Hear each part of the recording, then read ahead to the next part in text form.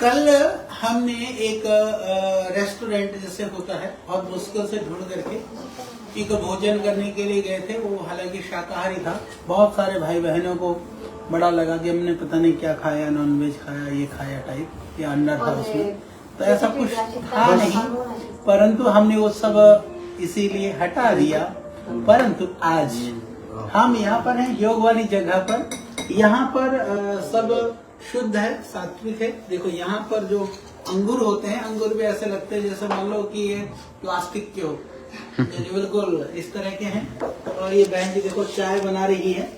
ये बर्तन मांज करके एकदम साफ धो धा करके। योगा टीचर यहाँ बैठे हैं और इनके साथ में अलग अलग खाद्य पदार्थ हैं। सब इनके योग के विद्यार्थी भी यहाँ पर हैं। तो अभी हमारे लिए इन्होंने चाय, केतली में चाय पक रही है, तो हमारे लिए इन्होंने 3 तरह की चाय मतलब यहाँ अलग अलग चीजों की जितनी भी तरह की पत्तियां होती हैं, जितने भी तरह के फल होते हैं, सबको उबाल करके गरम पिला देने को चाय बोला जाता है। हमारे यहाँ चाय का मतलब नॉर्मली हम एक ही तरह की चाय पीते हैं जो कैमेलिया साइनेंसिस जो है वो कैमिला का ही जो चाय हम पीते हैं उसको हम चाय मानते हैं। बाकी हम पिलाते हैं, हम उसको बोलते हैं आयुर्वेदिक चाय। बड़ा मुश्किल से समझाना पड़ता है। तो हमारे यहाँ अंग्रेजों ने शायद हमारी परंपरा को, काढ़े की परंपरा को विकृत कर दिया। पर ये चाय की तरह पीते हैं, पर इनकी चाय की परंपरा वो काढ़े की परंपरा ही है। एक तरह से देखें तो ये काढ़े की परंपरा है। और उस परंपरा को अब देखो बहन जी ने डाली, ये पूरी अब इसके अंदर ये जड़ी बूटी है। ये जड़ी बूटी देखें तो मुझे नहीं लगता ये सब एकदम ताजा रस है, रस जैसा ही है, पर ये ग्रीन जूस टाइप है और पर गर्म है। ये गर्म है। तो इसके बाद भी दूसरी चाय पीनी है, बता दो इनको। ये पीनी है, ये पीना है जड़ी बूटी। ये हमारे लिए चाय तैयार हो गई है। अब हम इसको पियेंगे। और पीने का सलीका ये होता है कि दोनों हाथ से और बड़े ढंग से पीते हैं। हमारी तरह से बेढंग से नहीं पीते हैं, बनाते भी सलीके से हैं, पिलाते भी सलीके से हैं। तो हम पीते हैं। ये कुछ गेहूं का जवारा जैसा ही है और मीठा नहीं है, स्वाद अच्छा है, पर गेहूं का जवारा जैसा ही है। उनको बताता हूँ, व्हीट ग्रास जूस जो पीते हैं ना, पर एक गर्म है, बस इतना ही फर्क है। ऐसा लगता है गेहूं के जवारे को रस को गर्म कर दिया गया। एक चाय तो पी ली, अब दूसरी चाय।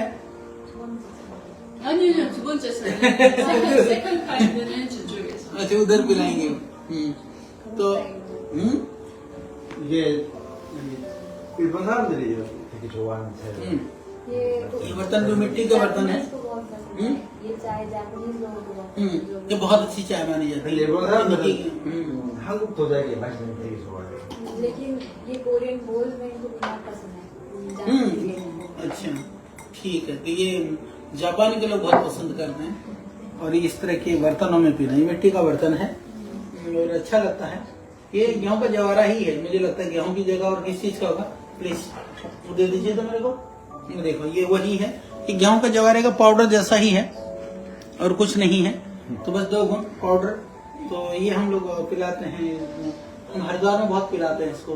जिसको हीमोग्लोबिन कम होता है ना, उनको बता दो, जिनको हीमोग्लोबिन कम होता है या इम्यूनिटी बूस्टिंग के लिए हम बहुत पिलाते हैं। तो वही है। तो ये गेहूं का होगा, नहीं तो जौ का होगा, और बाकी कुछ नहीं, उस जवारे का ही ये पाउडर है। ये तो हो गया। अब तो अभी दूसरी चाय कहाँ मिलेगी?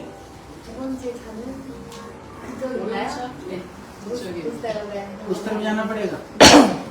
तो ठीक है, उधर दूसरी बहन की चाय बना रही है, उधर दिखा दो। ये बैठे हमारे बच्चे सब, ये सब हमारे योगी लोग हैं। ये वो बना रही है और ये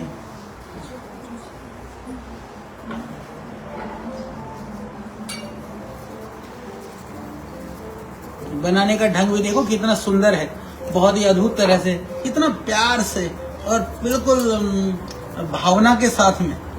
ओम ओम ओम ओम कर लो तो और तेज हो जाएगा। योगमय चाय हो जाएगी। और इतना ही डालना होता है एक चाय के लिए। देखिए इतना ही, आधा चम्मच डालें, क्योंकि ज्यादा डालेंगे तो कड़वा हो जाएगा। तो ये अच्छा है। तो बस वो चाय हमने पी ली है, दूसरी चाय फिर इसके बाद पियेंगे। तो ऐसा नहीं है कि दुनिया में हम ऐसा नहीं कह सकते हैं कि सात्विकताएं नहीं है, दुनिया में चीजें नहीं मिलती हैं। पर परंपराएं, परंपरा में आहार में यदि जिसको हम कहें कि शाकाहार भी, तो शाकाहार में भी ठीक है। शाकाहार हम 3 द्रव्यों से रहित को शाकाहार मानते हैं। अंडा ना हो, मछली ना हो, मांस ना हो। इन 3 चीजों को छोड़ करके या उनसे प्रयुक्त द्रव्यों को छोड़ करके बहुत सारे द्रव्य हैं, पर उनकी आकृति, शकल, शेप, साइज, उससे आप ये अंदाजा नहीं लगा सकते कि हमने रोटी या हमने चावल या हमने सब्जी, उसके अलावा देखने में आकृतियां भिन्न भिन्न हो सकती हैं। तो हमें यदि कई लोगों को मैं कल देख रहा था, बड़ी हल्की बातें, हल्के कॉमेंट, अरे भाई जिंदगी लगा दीजिए संस्कृति के लिए, परंपराओं के लिए। आज भगवान की दया से करोड़ों लोग उस जीवन को, उस पद्धति को जी करके नया जीवन को पा रहे हैं। प्रदेश शांति के इतने बड़े मिशन और अभियान को लेकर के बढ़ रहे हैं, तो विचार में विशालता को आपको भी लाना चाहिए। मैं ऐसी अपेक्षा करते हैं, खैर जिसके जैसे संस्कार है, क्योंकि लोगों को तो कमल में भी बल दिखता है, तो उसमें हमारा कोई दोष नहीं। भगवान सबको आनंदित रखें, प्रसन्न रखें, निरोग रखें। ये हमारी चाय आ गई दूसरी, ये पीनी है चाय, पूछो कौन से में डालनी है, इसी में डालेगी, पूछो इसमें चाहिए, इसमें डालेगी। ये देखो चाय के लिए हम भारतीय हो तो एक ही में कटोरे में सब डाल के पी लें।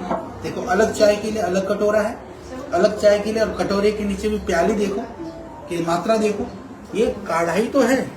इतनी कोई चाय पीता है हमारे यहाँ पिए तो ये तो बोले लोग कहेंगे इसको नाक में डालें, कान में डालें, ऐसा कहते हैं लोग यदि इतनी दे दी जाए तो। इतनी है, अब इसको पीना भी तो बड़े ढंग से है, सलीके से पीना है। सलीके से तो ऐसे पिया जाएगा ना, ये एक एक करके पिया जाए, ठीक है। ये है, अब ये भी गर्म पानी ही है ना, यहाँ पर ऐसा तो नहीं कि मलाईदार दूध डाल दिया और चाय डाल दी और चीनी और न जाने क्या क्या, सिर्फ गर्म पानी है, कोई एक आध जड़ी बूटी है, और ये चाय है। इस चाय का क्या नाम है प्रिया?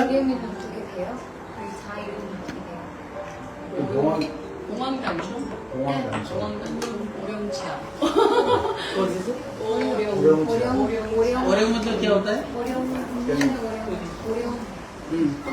तो ठीक है, ये ओरेंग की चाय है, जो भी है गर्म पानी है, और साथ ही बस बहुत बहुत धन्यवाद, क्योंकि इनकी एक आतिथ्य सत्कार करने का यह सलीका है, तो हम लोग बैठ करके इसका आनंद ले रहे हैं। तो बस बाकी फिर ओरेंग के बाद फिर दूसरी चाय कौन सी आने वाली है? तीसरी